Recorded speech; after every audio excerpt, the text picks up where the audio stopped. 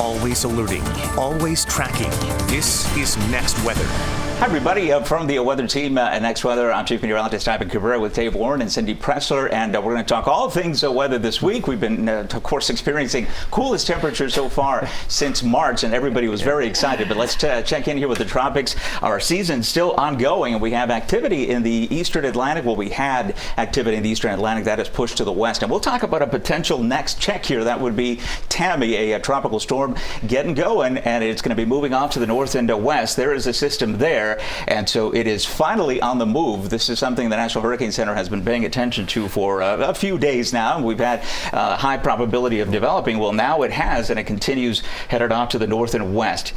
Not going to be a big storm, right? But it is going to be, I think, brushing some of the islands here with typical, what you would see with a tropical storm, rainfall, and even some gusty winds. And this would be for Friday and into the weekend coming up. Yes, this is what we watch here over the weekend, and looking to moving to the northwest, and looks like it's going to try to make that turn. The turn that we've been loving with every system here. This is, so far the last few weeks, last couple of months, really everything has been curving up to the north. This time of year, and we'll talk about our dry season beginning, we get these big troughs that dip in the jet stream, and those upper level winds help guide these systems, anything that tries to form east of us, away from us, and we like that. And this one's going to do the exact same thing as we head into the weekend. We'll watch it closely as we get into Saturday and Sunday. All right, so dry season has begun, wet season is over. Cindy is going to wrap up what is a pretty significant year so far. Yeah, and our wet season usually runs from mid-May through mid-October, and that's pretty much what happened this year, almost on the nose. We have higher humidity, of course. We all feel that.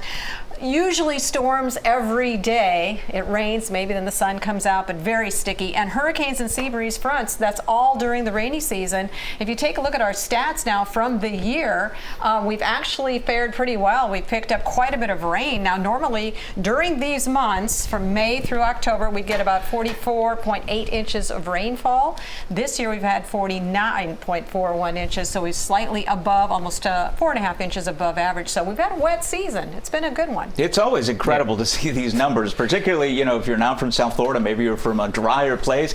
We are in the tropics, subtropics here, so almost 50 inches of rainfall is typically what falls in just a few short months, and it feels like some afternoons we get our entire rainy season in just one day. And not to forget our good friends in Fort Lauderdale. Of course, they had that incredible event in April, and that happened before the rainy season. They're going to end up with 100 inches of rainfall for the year. We're still counting. Obviously, this is when we compile the numbers as far as the National Weather Service, but it does rain, no question, after October 15th. In fact, we may get a little rainfall heading into the upcoming weekend here. But I want to fast forward and talk about, NOAA will come out with their typical winter outlook. Our local weather office as well is going to come up with their forecast for the next several months.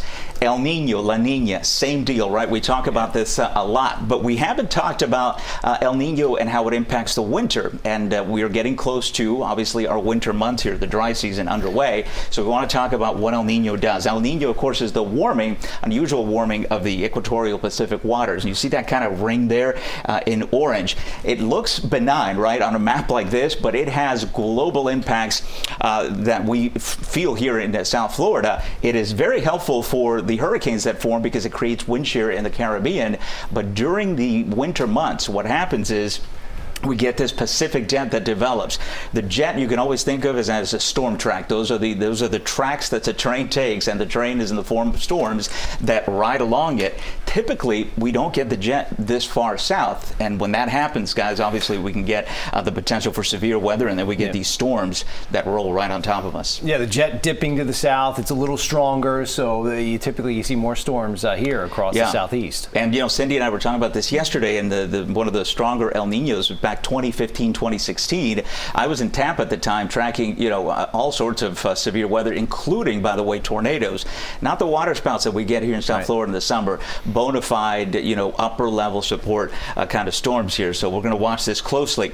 The National Weather Services and NOAA predicting a 95% chance of El Nino holding through the entire winter, and a 71% chance of it being a strong El Nino. And that's the key. A stronger El Nino means a lot more storms coming in, and so that is what we have going. Now, I just wanted to add the third bullet here because it's not all bad news, right? And we'll obviously guide you through the winter as these storms storms come in, but it does reduce our wildfire threat, which can be quite serious here in South Florida. Some areas have been in a drought, so right. Need a little rainfall. Good point. Yeah, the west coast of Florida is very dry. Yeah, very dry, and with this kind of setup here, it is going to be very wet. Typically, as well. Also lived in Atlanta. This can create the potential for southern snow, because as the jet drops, you get this cold air coming all the way from Canada, mixes in with the moisture from the Gulf of Mexico, and if you want to get a southern snowstorm, this is how you do it. So we'll see that. Of course, we'll be on the warm sector here with the potential for severe weather. So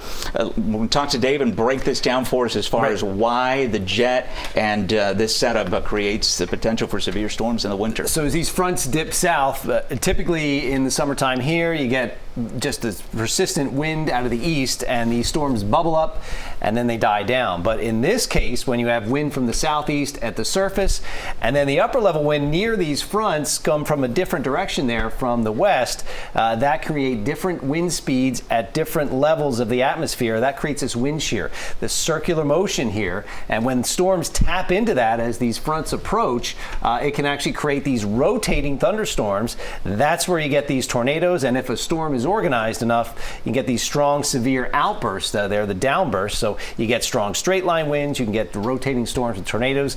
Right. We can see these conditions a few days out. So they sometimes issue these watches. If we're looking at situations like this, you might see a tornado watch. If something is actually happening, then you get the tornado warning. Right. And we'll watch this closely, because a lot of these events too can happen at night. It's just the way the setup is. You get this low-level jet coming out of the Gulf of Mexico. Everything's just combining for that to be quite messy here. So, something we look forward to is the winter. We got our first cold front. Cindy hates cold fronts. Anything under 70, and she's complaining. I have been enjoying it, but, we typically go golfing here in Florida. All the snowbirds come down, and things are pretty quiet. But with an El Nino winter, things could be a little bit bumpy. Now, this is not, a weekly event here. It's occasional setups that come just right for this to happen here. So we'll watch that closely, and we got a ways to go. We got a lot of fall, dry, quiet air to enjoy.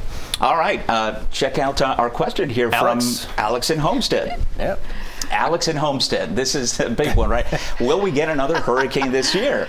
I think Alex is thinking, will we in South Florida, right? Will we? And that is, it's always impossible to talk about here. Yes. I mean, we got one last year. We had Nicole in November. Nicole last year. So we never let our guards down. The season goes through November 30th, and there's a reason for that, is that storms can still develop even late when we're, past Halloween, which you don't think of a hurricane past Halloween, but it can happen. And so conditions right now, I'll tell you, if a storm were to form in the Gulf, things would be a little bit different here. I'm feeling pretty good about anything, as you saw with Tammy there, anything east of us, because these troughs keep coming in, picking up the storms and pushing them out. Now we have the El Nino, which would create more wind shear, so that can be hostile for this. So I know it's a yes or no question. We'll just answer it like a politician. Yes. Go around it. Yes. They teach us that at meteorology school. No, but it's something we'll watch. Obviously, I have to tell you, I don't see anything, at least for the next couple of weeks. I think we will get into November coming up, with quiet weather here across South Florida. That changes, obviously. You will be the first to know. All right, that wraps up this week's edition of our Next Weather Talk. Keep bringing your questions, some good ones the last couple of sessions here. Otherwise, we'll see you next time, and have a great rest of your week. Always alerting, always tracking. This is Next Weather.